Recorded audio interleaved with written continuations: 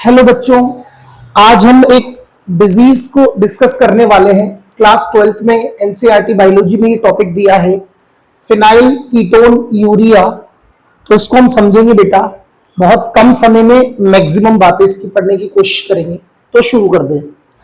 Phenyl ketone urea, phenyl ketone urea बेटा इसको short में PKU भी कहते हैं। फिनाइल कीटोन यूरिया PKU के नाम से भी जानते हैं। ध्यान रखना बेटा, इस बीमारी के दौरान, इस डिजीज में क्या होता है, क्रोमोसोम जो 12 होता है, हमारे अंदर 46 क्रोमोसोम होते हैं हर सेल के अंदर, इन ईच सेल। तो क्रोमोसोम नंबर जो 12 होता है उस पर एक जीन होती है PAH gene, phenyl alanine hydroxylase gene. PAH ये एक जीन, ये मैंने क्रोमोसोम को ड्रॉ कर रखा है। सेंटर में सेंट्रोमियर होता है और क्रोमोसोम के ऊपर बेटा ये लीनियर ऑर्डर में जीन्स अरेंज है। तो एक जीन होती है PAH gene, phenyl alanine hydroxylase, एक एंजाइम का प्रोडक्शन करती है। इस जीन में कोई म्यूटेशन हो जाता है बेटा, और म्यूटेशन की वजह से ये डिजीज कॉज होती है। तो समझते हैं नॉर्मल कंडीशन में क्या होता है। फिनाइल एलेनिन एक अमीनो एसिड होता है, आपको पता है ये एक एरोमेटिक अमीनो एसिड होता है। एरोमेटिक मतलब इसमें बेंजीन रिंग होगी, तो बेटा एरोमेटिक अमीनो एसिड होता है। फिनाइल एलेनिन एक अमीनो एसिड होता है। हमारे लीवर के अंदर बेटा एक एंजाइम होता है फिनाइल एलेनिन हाइड्रोक्सिलेज।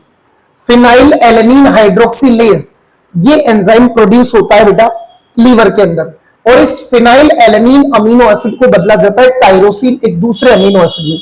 यानी फिनाइल एलेनिन नाम का amino acid tyrosine amino acid में कन्वर्ट होता है, और कन्वर्ट करवाने वाला एंजाइम होता है फिनाइल एलेनिन हाइड्रोक्सिलेज। कहां पर?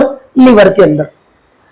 अब बेटा ये जो एंजाइम बनता है वो इस जीन की वजह से बनता है, PAH जीन की वजह से, जो क्रोमोसोम नंबर 12 पर।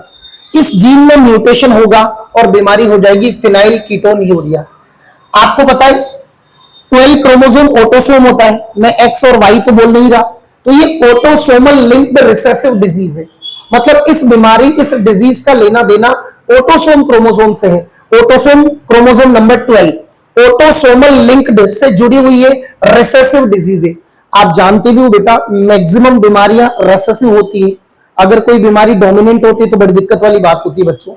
तो ऑटोसोम से जुड़ी हुई है और रिसेसिव डिजीज है क्रोमोसोम नंबर 12, और इसका लेना देना जिस जीन से है उसका नाम है PAH, phenyl alanine hydroxylase gene.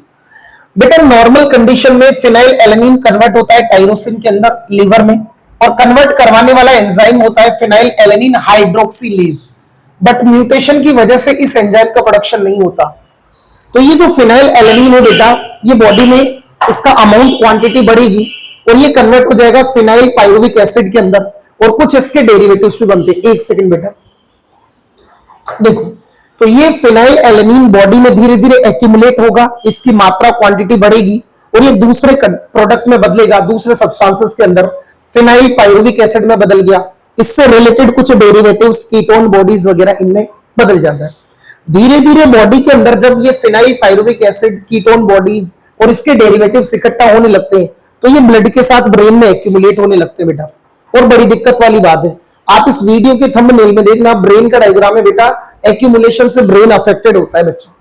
Next, तो जैसे ही ब्रेन में एक्यूमुलेट होगा बेटा, तो इसकी वजह से मेंटल रिटार्डेशन, मानसिक रूप से बच्चा मंदबुद्धि हो सकता है, मेंटल रिटार्डेशन हो सकता है, रिडक्शन ऑफ हेयर, हेयर में कमी आ सकती है बॉडी के ऊपर, और स्किन का पिगमेंटेशन, शरीर में जो त्वचा का रंग है वो इससे अफेक्टेड हो सकता है। तो ये इसके सिम्टम्स है, mental retardation, reduction of hair और स्किन पिगमेंटेशन। एक बात आपको बता दूं बेटा, जब ये फिनाइल एलेनिन टायरोसिन में बदलता है तो ये टायरोसिन बहुत इंपॉर्टेंट है।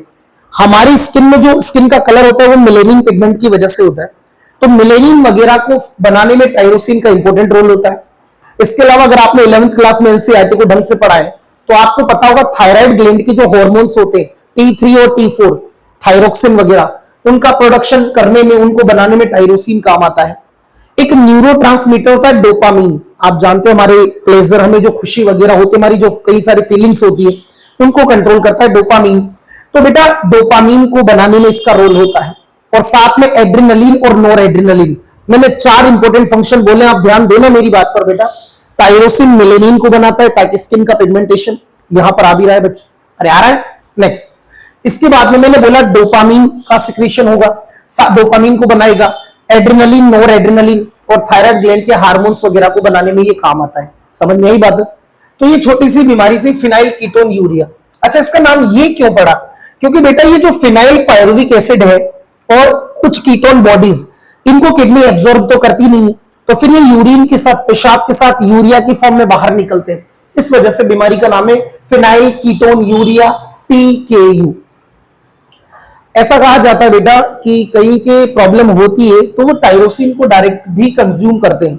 मार्केट में ऐसा कहते हैं कि टायरोसिन एडिबल फॉर्म में भी आता है, इसेंशियल अमीनो एसिड होता है, आवश्यक अमीनो अम्ल होता है बेटा। तो ये इसको एल टायरोसिन करके प्रोडक्ट आता है, तो उसकी फॉर्म में टायरोसिन को कंजप्शन किया जाता है, मतलब उसको लिया जाता है। ठीक है बेटा, तो इसको एक या दो बार देखना, आपको चीजें समझ में आएंगी। फिनाइल एलेनिन बदलता है टायरोसिन में लीवर के अंदर, फिनाइल एलेनिन हाइड्रोक्सिलेज इसको बदलवाता है। बीमारी ऑटोसोमल लिंक्ड है बेटा, इसकी जो जीन होती है वो PAH जीन होती है।